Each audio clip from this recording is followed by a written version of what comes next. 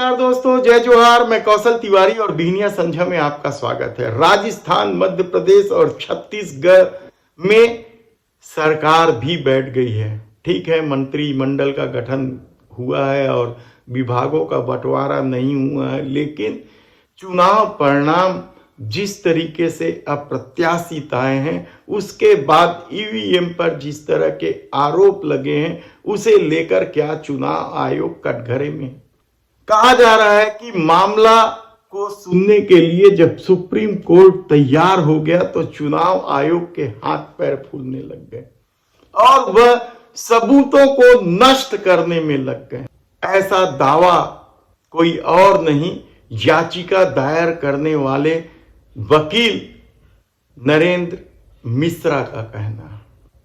उन्होंने सिलसिलेवार बताया कि किस तरीके से गड़बड़ियां हुई है, किस तरीके का खेल खेला गया है, और जब तक लोगों को भरोसा ना हो या जब तक ईवीएम को लेकर कोई फैसला सरकार नहीं करती है, तब तक लोकतंत्र खतरे में। याचिकाकर्ताओं ने साफ तौर पर कहा है कि वीवीपैट की गिनती अलग से हो जाए, लोगों को मिले वह पर्ची जिसे एक अलग पेटी में डाला जाए और उसे गिन लिया जाए। सुप्रीम कोर्ट इसकी सुनवाई के लिए तैयार हो गई है, लेकिन अभी शीतकालीन छुट्टी चल रही है, इसलिए आगे की सुनवाई अब 2 जनवरी के बाद ही होगा। लेकिन एडवोकेट नरेंद्र मिश्रा का कहना है कि इस दौर में जिस तरीके से चुनाव आयोग सबूत को नष्ट करने जा रही है, उसे देखते हुए इसकी सुनवाई जल्द किया जाना चाहिए। सबूत किस तरह से नष्ट किए जा रहे हैं, यह बेहद ही चौंकाने वाला है। तो क्या सचमुच ईवीएम को लेकर धांधली हो रही थी? और अब जब सुप्रीम कोर्ट सुनने को तैयार हो गया है तो चुनाव आयोग अब सबूत को नष्ट किए जा रहे हैं। फर्रुखाबाद में किस तरीके से 800 ईवीएम जला दी गई, वह ऐसे जगह पर रखी गई थी जहां बिजली भी नहीं थी, इसलिए शॉर्ट सर्किट का भी सवाल नहीं उठता था, फिर भी 800 मशीन जल गई और इसे लेकर चुनाव आयोग पर सवाल उठने लगे। सवाल सिर्फ उन 800 मशीनों के जल जाने का नहीं है या उन सबूतों को नष्ट करने का नहीं है, बल्कि अब जो नया मामला सामने आया वह बेहद ही चौंकाने वाला है। महत्वपूर्ण बात जो आप समझ सकते हैं कि वीवीपैट को लेकर किस तरीके से चुनाव आयोग बता रहा है कि लाखों मशीन खराब हो रही है और उन्हें बेंगलुरु भेजा जा रहा है।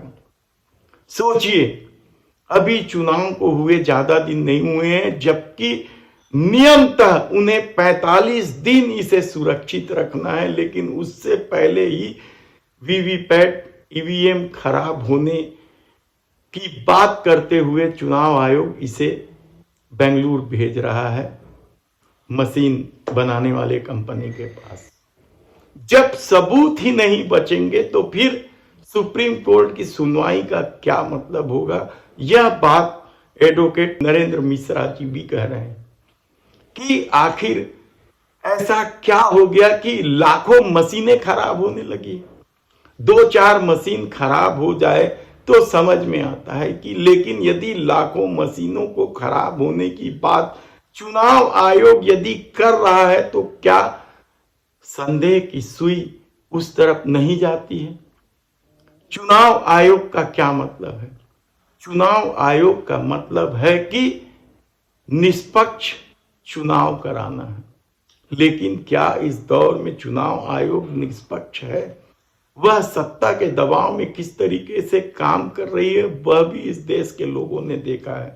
तब ऐसे में यदि चुनाव आयोग धांधली के सबूत, कथित धांधली के सबूत को नष्ट करने में लग गए हैं, तो फिर क्या 2024 का चुनाव अब खतरे में है? लोकतंत्र खतरे में है? यह बेहद ही महत्वपूर्ण सवाल है, क्योंकि जिस तरीके के मामले सामने आए हैं और जिस तरीके की गड़बड़ियां सामने आई हैं, वह बेहद चौंकाने वाला है।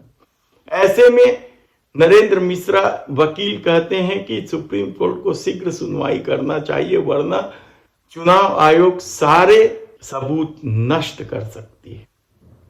सबसे बड़ी सवाल तो यह है कि मांगा क्या जा रहा है, यही ना कि वो पर्ची जो निकलती है वोटों की, वह लोगों को दे दिया जाए, जिसे एक पेटी में डालकर उसकी गिनती कर दिया जाए, और सब कुछ सामान्य तरीके से हो रहा है, निष्पक्ष हो रहा है, तब इस तरह की मांग से चुनाव आयोग या सत्ता को दिक्कत क्या हो रही है।